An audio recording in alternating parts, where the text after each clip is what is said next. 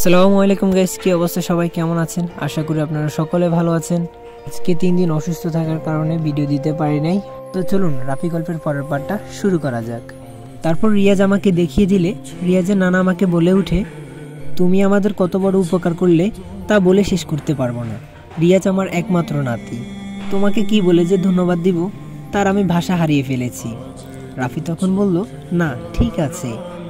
আমি ওকে রাস্তার পাশে বসে কাঁদতে দেখছিলাম, আর সে বলল সে আপনাদেরকে হারিয়ে ফেলেছে, তাই আপনাদের কাছে খুঁজে নিয়ে আসলাম। তারপর রিয়াজের আম্মু বলল, আপনার এই ঋণ আমি কোনোদিনও শোধ করতে পারবো না। আপনার নাম কি? তারপর রিয়াজ বলে উঠে, মা ওনার নাম রাফি, আর আমরা কিন্তু এখন থেকে দুজনে বন্ধু। রিয়াজের আম্মু বলল, আমার নাম রোদেলা, আর ইনি আমার বাবা। রাফি তখন বলল, ও তাহলে আমি যাই। রিয়াজের আম্মু বলল, যাবেন মানে? আপনি আমার ছেলেকে আবারও আমার কাছে এনেছেন, আর আমি আপনাকে এভাবে যেতে দিতে পারি? রাফি তখন বলল, কিন্তু আমি এখানে কি করব?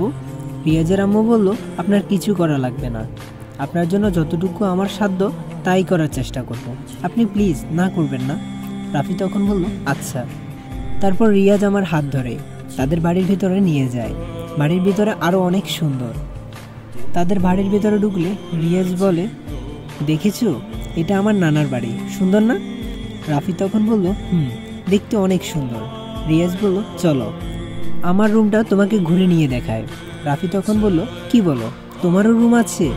রিয়াজ তখন বলল, আমারও রুম আছে, কিন্তু আমি রাতে মায়ের সাথে থাকি। রাফি তখন বলল, কেন, ভয় করে মনে হয় তোমার? রিয়াজ বলল, আমার না রাতে একা থাকতে অনেক ভয় করে, যদি ভূত আমাকে ধরে নিয়ে যায়। ছোট বাচ্চা রিয়াজের কথা শুনে রাফি এমনিতে একগাল হেসে ওঠে। তারপর রিয়াজের আম্মু এসে বলে, রিজু, কেউ অতিথির সাথে দুষ্টুমি করে? রাফি তখন বলল, না ঠিক আছে।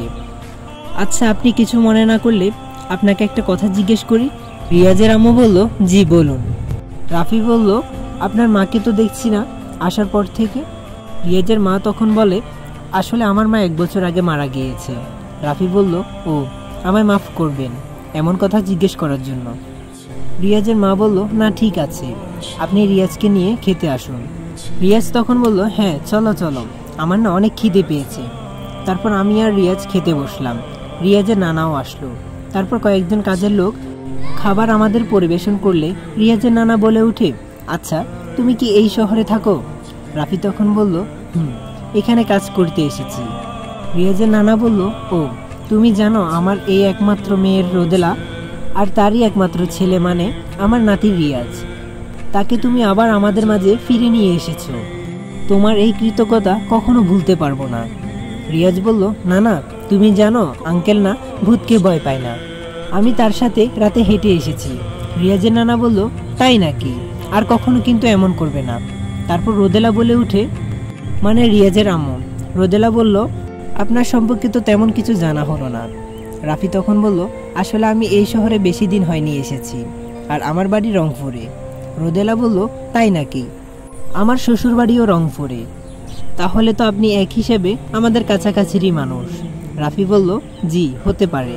রোদেলা বলল, আসলে আমি আমার স্বামীর সাথে আমেরিকায় থাকি, ও সেখানে চাকরি করে, আর কিছুদিন পর তার অফিস থেকে ছুটি দিবে, তাই আমাকে আর রিয়াজকে আগে দেশে পাঠালো।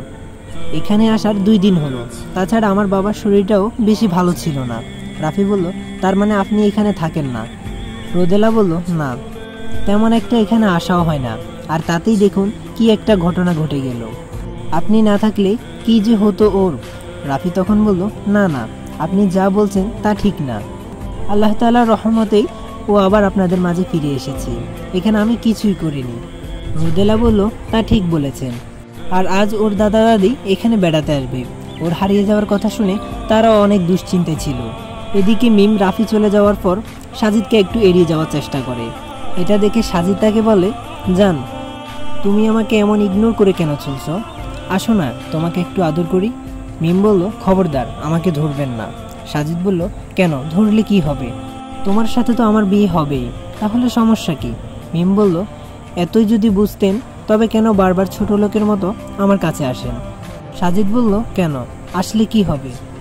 তুমি তো আমার হবু বউ, আমার তো অধিকার আছে। মিম বলল, বিয়ের আগে কিসের অধিকার? ভুলেও আমাকে ধরবেন না। তখনই মিমের হাত সাজিদ জোর করে ধরে বলে, ধরলাম হাত, কি করবি? আর কিসের এত দেমাগ? আর ওই ভিডিওর কথা এত তাড়াতাড়ি ভুলে গেলি কি করে? ভিডিওর কথা শুনে মিম সাথে সাথে ভয়ে চুপ হয়ে গেল আর কাঁদতে কাঁদতে বলল, তুই একটা ছোট লোক, আমার ইজ্জতকে জিম্মি রেখে আমার শুধু দেহটাই পাবি, কিন্তু আমার ভালোবাসা কখনোই পাবি না। সাজিদ বলল, কে চায় তোমার ওই ভালোবাসা? আমি তো শুধু চাই তোমার ওই নগ্ন শরীরের ঘ্রাণটা। মিম বলল, আমি যদি আগে বুঝতে পারতাম তবে। সাজিদ তখনই বলে ওঠে, তবে কিছুই করতে পারতেন না, আর তোমাকে বিয়ে না করলেও আমার কিছু হবে না, তা ভালো করেই বুঝতে পারবে। আর বুঝবি বা কী করে, তুমি তো এমনিতে একটা নষ্টা মেয়ে। মিম বলল, আর যদি একটা খারাপ কথা বলিস তাহলে? সাজিদ বলল, কী বা আর করবে, তা ভালো করে জানা আছে, কত এমন ভালোবাসা আসলো আর গেল। মিম বলল, আমি বাবা মাকে সব কিছু বলে দেব, আর এটাও বলবো যে আমি রাফিকেই শুধু ভালোবাসি। সাজিদ বলল, যা ইচ্ছা করতে পারো, কিন্তু আমিও যে কি করতে পারি তাও তো ভালো করেই জানো। মিম নিশ্চুপ হয়ে আছে। তারপর সাজিদ যখনই মিমকে জোর করে নিয়ে যাবে তখনই মিমের মা এসে বলে, সাজিদ তুমি মিমের সাথে কি করছো? সাজিদ বলল, কই কিছু হয়নি তো। মিমের মা বলল, তাহলে তুমি মিমের হাত ধরে টানছো কেন? সাজিদ বলল, আসলে ওকে আমি বললাম চলো একটু বাইরে থেকে ঘুরে আসি, কিন্তু ও যেতেই চাচ্ছে না, তাই। মিমের মা বলল, আচ্ছা, না যেতে চাইলে জোর করার দরকার নেই। তারপরে মিম সেখান থেকে দৌড়ে চলে গেল। তা দেখে মিমের মা একটু অবাকই হয়। মিম তার রুমের দরজা আটকে কাঁদতে থাকে। সে তখন তার খাটের পাশে একটা টেডি বিয়ার দেখতে পায়, কিন্তু তাকে কে টেডি বিয়ার দিল? কারণ তার জন্মদিনে তো সবাই অনেক দামি দামি গিফট দেয়, তাহলে এটা তাকে কে উপহার দিল? তারপর সে তার পাশে একটা চিরকুট দেখলো। তারপর সে তা খুলে দেখলো কি যেন লেখা আছে সেখানে। তারপর সে তা পড়তে লাগলো।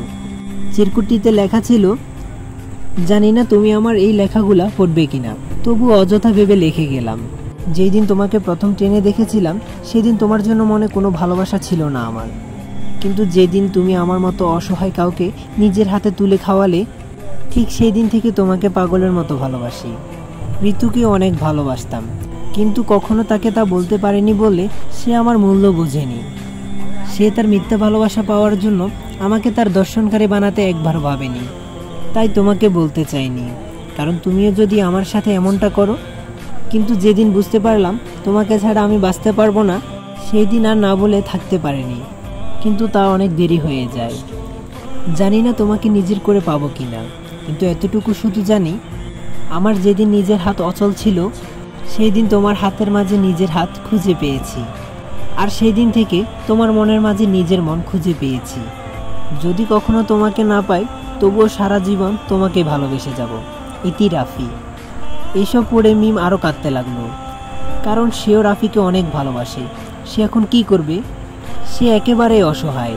এদিকে রাফি রিয়াজের সাথে তাদের বাড়িটা ঘুরে ঘুরে দেখতে লাগলো। তখনই একটা ছবি তার চোখে পড়ে। তা দেখে রাফি একটু কেমন যেন অবাক হয়, আর রিয়াজ তা দেখে বলে, কি দেখছো ওই ছবিতে?